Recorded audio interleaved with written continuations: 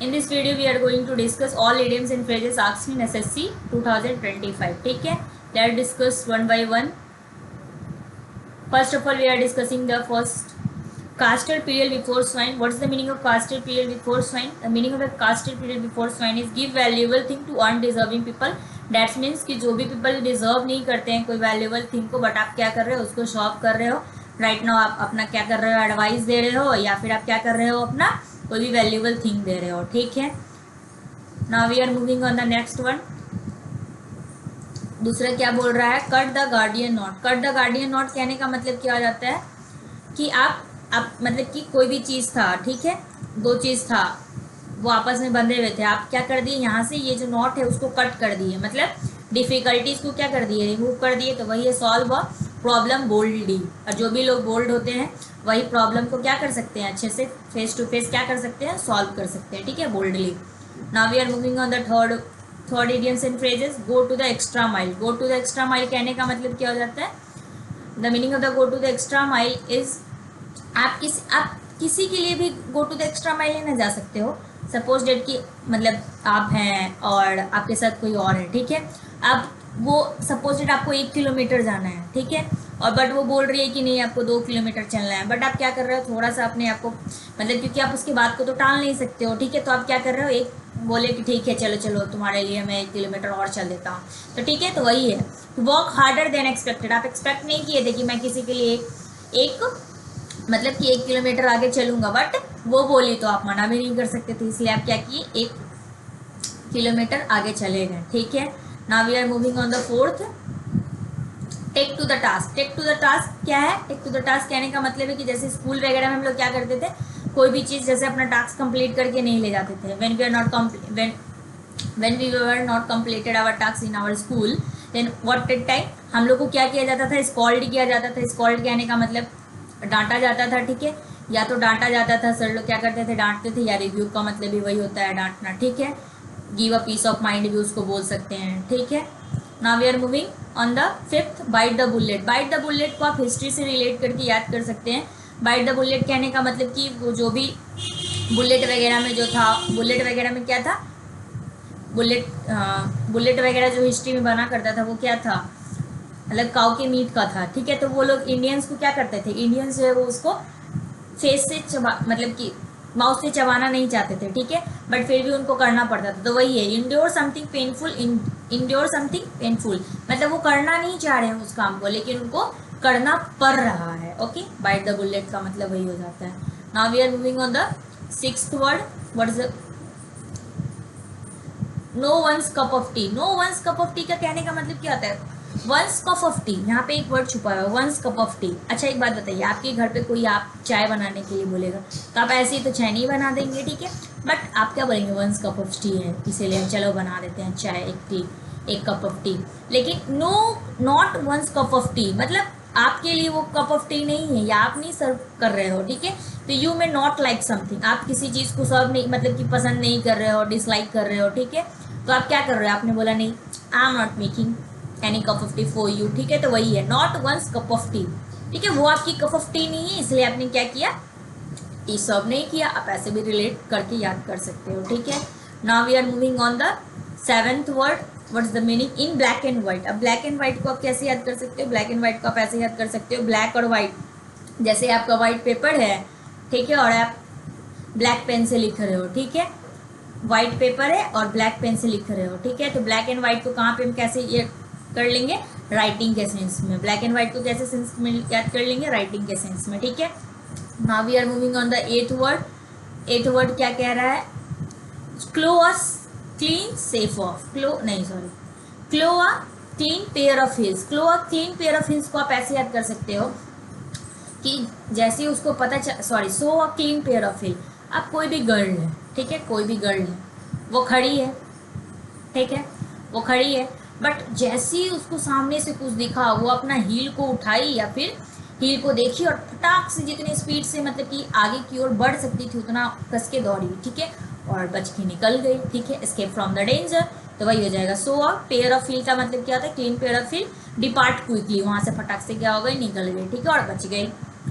ऐसे आप याद कर सकते हो. ठीक है, इडियम्स को क्या, turn a new leaf, turn a new over a new leaf का मतलब क्या हो जाता है, turn over a new leaf. अच्छा एक बात बताइए, न्यू लीफ क्या होता है, जब पहले वाला पेड़ जो है, पहले वाला ट्री जो है वो खत्म हो जाता है, या फिर पहले वाला ट्री का ब्रांच जो है वो खत्म हो जाता है, तभी तो न्यू क्या होता है, लीफ वहाँ पे ग्रो होते हैं। तो वही है स्टार्ट फ्रेश, सॉरी यहाँ पे ये नहीं होगा, स्टार्ट फ्रेश होगा। क्या होगा, स्टार्ट फ्रेश होगा। To turn over new leaf का मतलब क्या होता है, स्टार्ट फ्रेश होता है, वेरी चीपली नहीं होगा। Okay, now we are moving on the 8 idioms and phrases, sorry 10। Tooth and nail, tooth and nail कहने का मतलब आप कैसे याद कर सकते हैं, टूथ एंड नेल ऐसे याद कर सकते हैं, टूथ आपका ऊपर है, नेल नीचे है, आप पूरा एड़ी से लेके चूंटी तक का एकदम जी जान लगा दिया और बोले नहीं हम तो करके ही दिखाएंगे, तो वही है आपका tooth and nail, tooth and nail. ठीक है, with full strength and determination, आपने एक बार माइंड में सोच लिया कि मुझे ये करना है तो करना है, तो वही है full of strength and determination. Now we are moving on the 11th word, face the music. Face the music को हम कैसे याद कर सकते हैं, फेस द म्यूजिक को ऐसे याद कर सकते हैं, जैसे सपोज डैट आपको ये गाना सुनने का पसंद नहीं है, आपको ये म्यूजिक सुनने का मन नहीं है, ठीक है, बट आपका दोस्त है वो, और आप बोल रहे हो भाई ये गाना मत चलाओ, बट वो बोल रहा है नहीं मुझे सुनना है, इसलिए तुझे भी सुनना पड़ेगा, और आप मना भी नहीं कर सकते हो जस्ट बिकॉज वो आपका फ्रेंड है। ठीक है, तो वही है bear the consequences. Bear the consequences कहने का मतलब कि आपका अच्छा दोस्त नहीं है, अगर आपका अच्छा दोस्त होता तो आपका बात मान लेता। ठीक है, हाँ क्यों मान लेता, क्योंकि मेरा दोस्त जो है वो इस चीज़ को पसंद नहीं कर रहा है, इसलिए मैं इस सॉन्ग को क्या कर देता हूँ, चेंज कर देता हूँ, या फिर बंद कर देता हूँ, नहीं बजाता हूँ। ठीक है, बियर द, तो फेस द म्यूजिक का मतलब क्या होता है, या फिर आप ऐसे भी याद कर सकते हैं कि जो भी आप पास्ट में गलती किए हुए रहते हैं उसका आपको जब कंसिक्वेंसेस भुगतना पड़ता है, ठीक है, तो उसको आप फेस द म्यूजिक बोल देते हो। ठीक है, कि जैसे जैसा गाना चल रहा है कि हाँ चलो ठीक है ठीक है ठीक है, जो चल रहा है चलने देते हैं। Okay, now we are moving on the 12th idioms and phrases, turn a deaf ear। यहाँ पे एक वर्ड छुपा हुआ है deaf year. Okay, deaf year, ear का बात हो रहा है, ईयर का मतलब क्या होता है, we know very well what is the meaning of ear, ear का मतलब कान होता है। तो देखो यहाँ पे बच्चा फर्स्ट वाला भी लगा सकता है कि हाँ pretend not to be notice, just because turn a deaf ear का मतलब इग्नोर करना होता है, टर्न अ डीफ ईयर का मतलब क्या होता है, इग्नोर करना होता है, बट यहाँ पे भी वही हो रहा है, pretend not to be notice, हम नोटिस नहीं कर रहे हैं तो इग्नोर कर रहे हैं, एग्जाम में फंसाने के लिए दे दिया था। ठीक है, बट नेक्स्ट ऑप्शन क्या है, pretend not to listen. Not to listen का मतलब ये ईयर से रिलेटेड है। ठीक है, नोटिस करना, नोटिस आई से किया जाता है, ठीक है, बट लिसन क्या किया जाता है, ईयर से किया जाता है।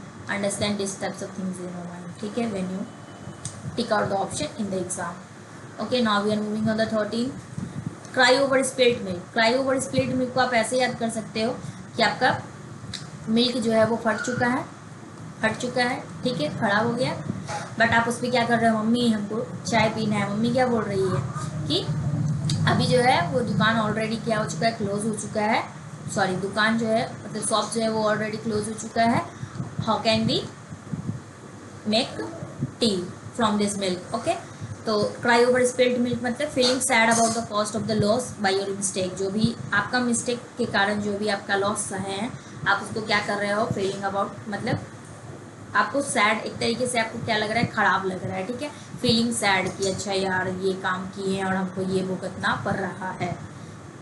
आप क्या कर रहे हो, क्राई ओवर स्पिल्ड मिल्क को आप ऐसे याद कर सकते हो कि कोई भी आप गलती किए थे और आपको उसका कंसिक्वेंसेस भुगतना पड़ रहा है, तो आप क्या हो उसके मिस्टेक को लेके अभी थोड़ा टेंशन में। Okay, now we are moving on the 14th idioms and phrases, barking off the wrong tree. Barking off the wrong tree का मतलब क्या है, जैसे ये ट्री है, ठीक है, अब कोई जानवर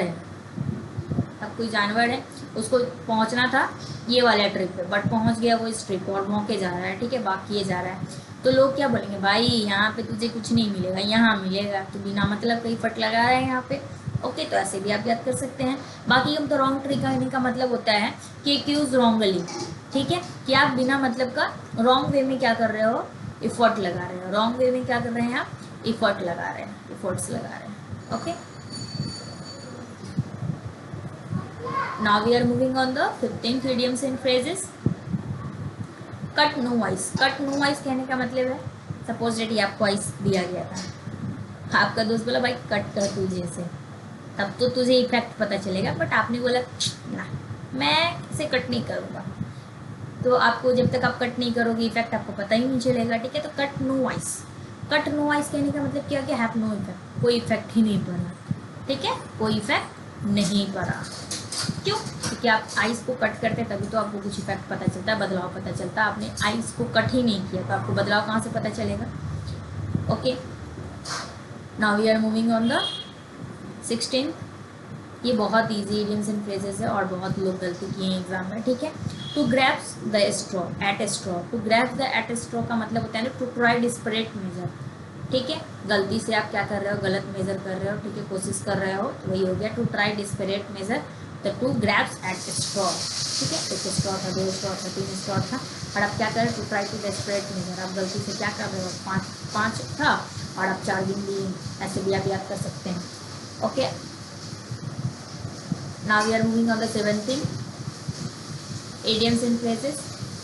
throw in the towel, आप जब हम लोग WWE देखते हैं, जब हम लोग सॉरी अभी नहीं देखते हैं, जब देखते थे WWE देखते थे, जैसे ही एक प्लेयर है, 2 प्लेयर है, ठीक है, फर्स्ट प्लेयर सेकंड प्लेयर, जब भी एक प्लेयर जो है वो हार जाता था, कुछ भी जो चीज़ है उसके हाथ में है नेक्स्ट वाले पे फेंक दिया जाता था, तो ठीक है। Throw towel, throw in the towel का मतलब भी वही होता है कि हरा देना या सरेंडर कर देना, कि चलो हम अपना डिफीट को क्या कर चुके हैं, मान चुके हैं कि हम हार गए हैं, तो फिर आप इन अनदर वर्ड आप डिफीट भी बोल सकते हो, ठीक है, कि सामने वाले को आपने क्या कर दिया, डिफीट कर दिया, मतलब हरा दिया। Okay, now we are moving on the 18th, jump the gun. ये भी बहुत इजी है, ओके, देखिए कैसे इजी है। Jump the gun, jump the gun कहने का मतलब क्या होता है ना, follow the trend. Jump the gun कहने का मतलब होता है फॉलो द ट्रेंड, जैसा ट्रेंड चल रहा है आप उसके पीछे जा रहे हो, अपना दिमाग लगा ही नहीं रहे हो, अपना दिमाग नहीं लगा रहे हैं, तो वही है एक्ट प्रीमेच्योरली। मेच्योर कब होते हैं लोग, जब मेच्योर जब होते हैं तो अपना दिमाग लगाते हैं, तो हम लोग क्या बोलते हैं, नहीं भाई ये थोड़ा मेच्योरिटी से बात करता है।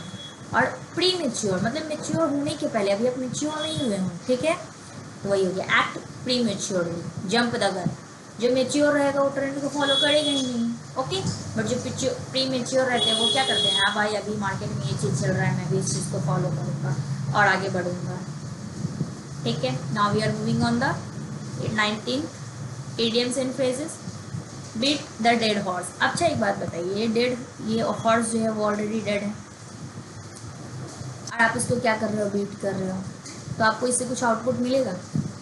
आउटपुट ही नहीं मिलेगा। और हम लोग कोई भी काम क्यों करते हैं, कि हम लोग को आउटपुट मिले, ठीक है, तो ये हो गया waste time on hopeless issue. आप ऐसे इशू के चक्कर में आप अपना दिमाग खराब कर रहे हैं, जो आप होप रखे हुए हैं, जो आपको कभी मिलने वाला नहीं है, और आप टाइम बर्बाद कर रहे हैं, ठीक है। एग्जाम्पल्स हम समझा चुके हैं already. Now we are moving on the 20th idioms and phrases। Cry wolf, जैसे हम लोग बचपन में स्टोरी पढ़ा करते थे, भेड़िया आया भेड़िया आया, ओके, जब भेड़िया असल में आया था, जब नहीं आया भेड़िया तो बहुत लोग दौड़ के गए थे, बहुत लोग मतलब, पर जब रियल में भेड़िया आया तो कोई लोग दौड़ के ही नहीं गया, ठीक है। तो क्राई वॉल्फ का मतलब क्या हो जाता है, लेट द ट्रैप, वो क्या कर रहा था, ट्रैप में सबको ला रहा था, ओके, बट जब रियल में आया तो कोई ट्रैप में फंसे ही नहीं, ठीक है। तो क्राई वॉल्फ कहने का मतलब वही होता है।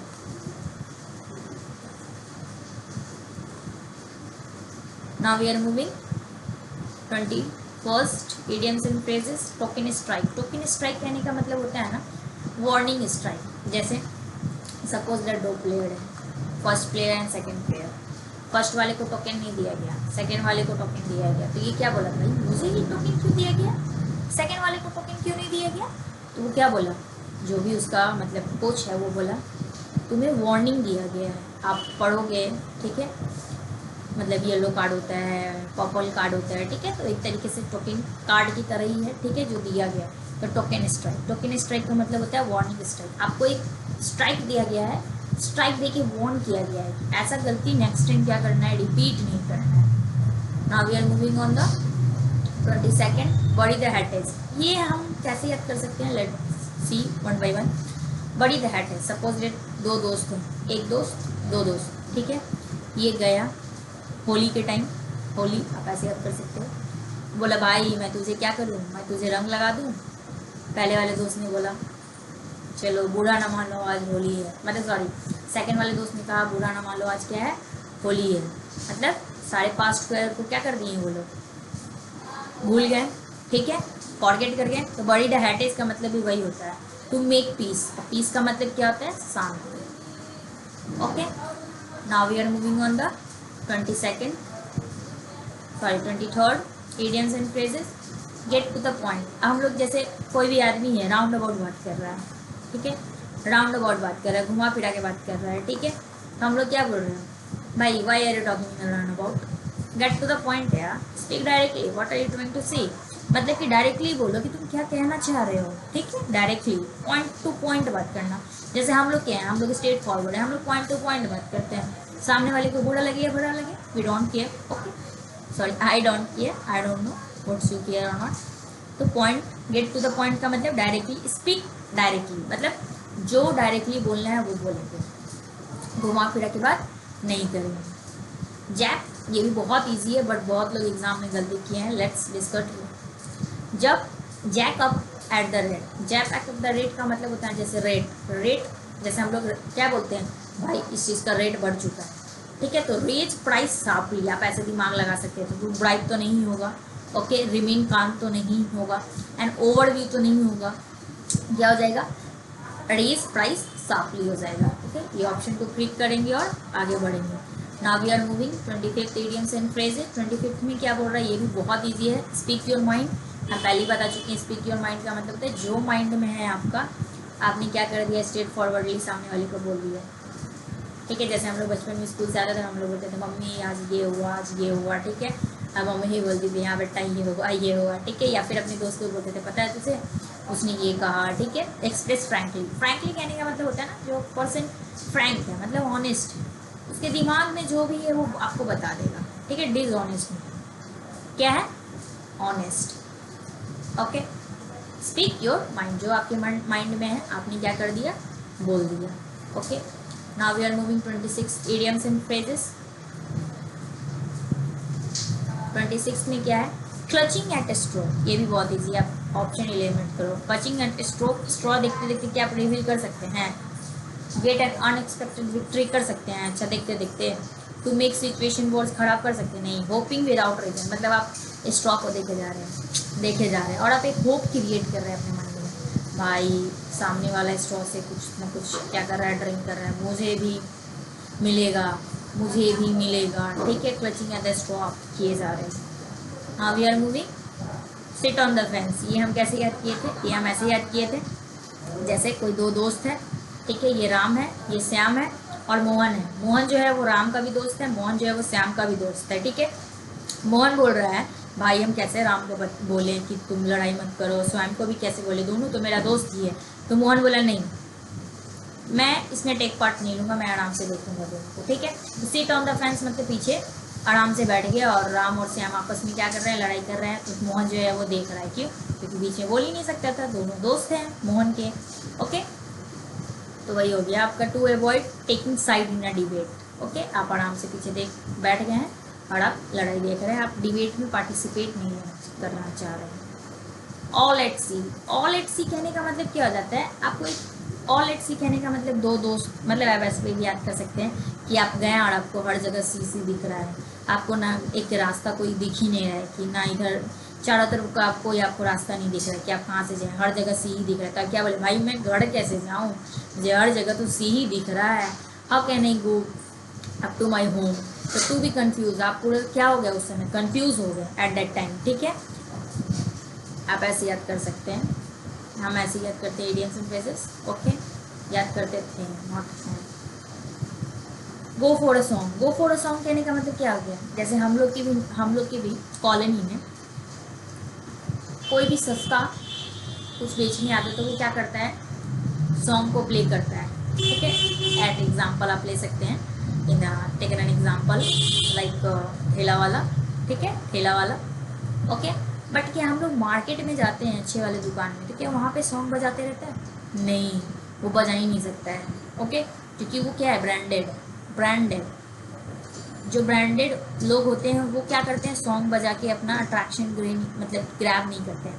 बट ठेला वाला है, ठीक है, ठेला वाला है तो उसको क्या करना पड़ेगा, उसके सामान पे तो कोई देखेगा भी नहीं, नहीं देखेगा, ठीक है। तो क्या करता है, सॉन्ग बजा के ये रिप्रेजेंट कर देता है कि हाँ I am coming here to show my मतलब सॉरी सोल्ड माई जो भी हो द थिंग्स आप बोल सकते हो, ठीक है, लाइक साड़ी, जो भी चीज़ वो अपना बेचना चाह रहा है, ठीक है। तो गो फॉर अ सेलिंग का मतलब क्या होता है, to be sold very at a low price. क्या कर रहा है, लो प्राइस पे बेच रहा है, क्योंकि हाई प्राइस पे अगर वो बेचेगा, अगर आपको हाई प्राइस पे मिलेगा तो आप क्या मतलब कोई भी चीज़ सस्ता क्यों लेंगे आप डायरेक्टली नहीं बोलेंगे भाई why am I buying this thing, हम ब्रांडेड नहीं लेंगे जब हम हाई प्राइस पे ही लेंगे तो, ठीक है। Now we are moving 30 first, शायद ये लास्ट है।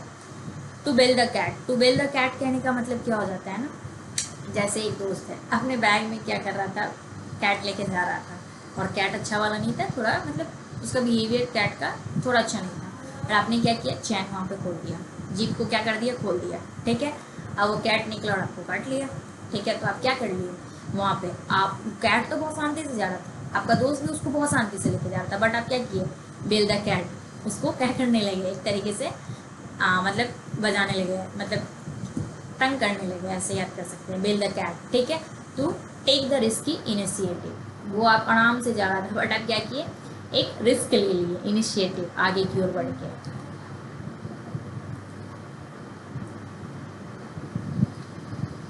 थैंक्स। एंड आपको अगर इसका पीडीएफ चाहिए, if you want a PDF of this video, then follow up कर सकते हैं दिव्या इंग्लिश जोन, ठीक है। अगर आपको मेरे पढ़ाने का तरीका अच्छा लगा तो लाइक, सब्सक्राइब एंड शेयर कर दें, ओके, अपने फ्रेंड्स में। Thank you so much.